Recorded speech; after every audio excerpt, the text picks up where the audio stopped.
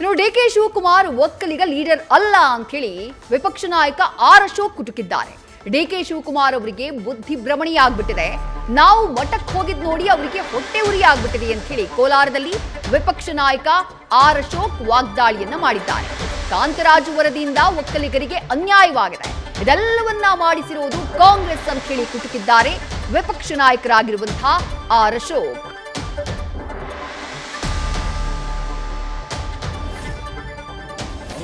DK Shivakumar ಅವರಿಗೆ ಎಲ್ಲೋ ಒಂಥರ ಬುದ್ಧಿ ಭ್ರಮಣೆ ಆಗಿದೆ.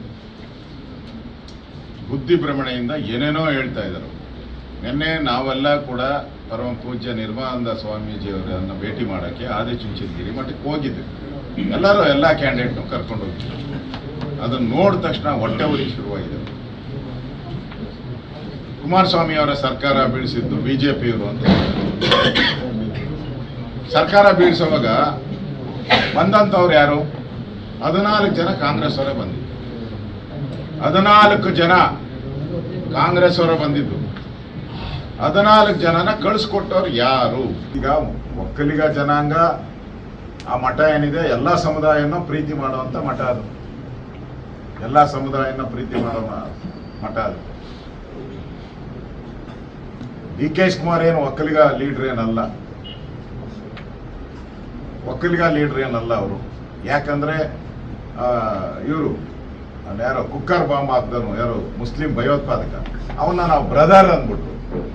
ಅವ್ರನ್ನ ಬ್ರದರ್ ಅಂದ್ಮೇಲೆ ಇವ್ರಿಗೆ ಹೆಂಗೆ ಕೇಳಕ್ ಅಧಿಕಾರ ಇದೆ? ಅವ್ರನ್ನ ಬ್ರದರ್ ಅಂತ ಅಂದ್ಮೇಲೆ ನಮ್ಮನ್ನೆಲ್ಲ ಹೆಂಗ್ ಬ್ರದರ್ ಅಂತಾರ ಅವರು? ಕುಕ್ಕರ್ ಬಾಂಬ್ನ ಬ್ರದರ್ ಅಂತ ಹೇಳಿದ್ಮೇಲೆ ನಮ್ಮನ್ನ ಹೆಂಗ್ ಬ್ರದರ್ ಅಂತಾರೆ ಅವರು? ಅದಕ್ಕೆ ಕೇಳುವಂತ ನೈತಿಕ ಅಧಿಕಾರ ನಿಮ್ಗಿಲ್ಲ. ಕಳ್ಕೊಂಬಿಟ್ಟಿದ್ದೀರಾ, ಡಿ.ಕೆ. ಶಿವಕುಮಾರ್ ಅವರು ಕಳ್ಕೊಂಬಿಟ್ಟಿದ್ದಾರೆ. ನೋಡಿ, ಒಕ್ಕಲಿಗ ಸಮುದಾಯ ಕಾಂಗ್ರೆಸ್ ಏನ್ ದುರಾಡಳಿತ ಮಾಡಿದೆ, ಜಾತಿ ಗಣತಿ ಹೆಸರಲ್ಲಿ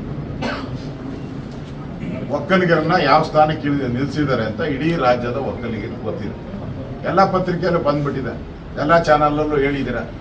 ಅದೇ ಯಾವುದು ವರದಿ, ಕಾಂತರಾಜ್ ವರದಿ. ಕಾಂತರಾಜ್ ವರದಿಯಲ್ಲಿ ಒಕ್ಕಲಿಗರಿಗೆ ಎಷ್ಟು ಅನ್ಯಾಯ ಆಗಿದೆ ಅಂತ ಸ್ವತಃ ಸ್ವಾಮೀಜಿಯವರು ಹೇಳಿದ್ದಾರೆ. ಒಕ್ಕಲಿಗ ಮುಖಂಡರೆಲ್ಲ ಪ್ರೆಸ್ ಮೀಟ್ ಮಾಡಿ ಹೇಳಿದ್ದಾರೆ. ಯಾರು ಮಾಡಿಸಿರೋದು ಇದನ್ನ?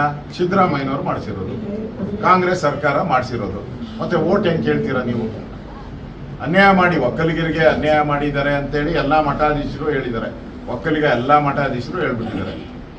ಇಷ್ಟೆಲ್ಲ ಮಾಡಿ ನೀವು ಒಕ್ಕಲಿಗರ ಓಟ್ ಹೆಂಗ್ ಕೇಳ್ತೀರ? ಅದನ್ನ ನಾನಲ್ಲ ಹೇಳ್ತಾ ಇರೋದು, ಒಕ್ಕಲಿಗ ಸಮುದಾಯದವರು ಹೇಳ್ತಾ ಇದ್ದಾರೆ. ನಾನಲ್ಲ, ಒಕ್ಕಲಿಗ ಸಮುದಾಯದವರು ಹೇಳ್ತಾ ಇದ್ದಾರೆ. ನ್ಯೂಸ್ ಫಸ್ಟ್, ನಿರ್ಭೀತಿಯಿಂದ ನಿಮ್ಮ ಪರವಾಗಿ.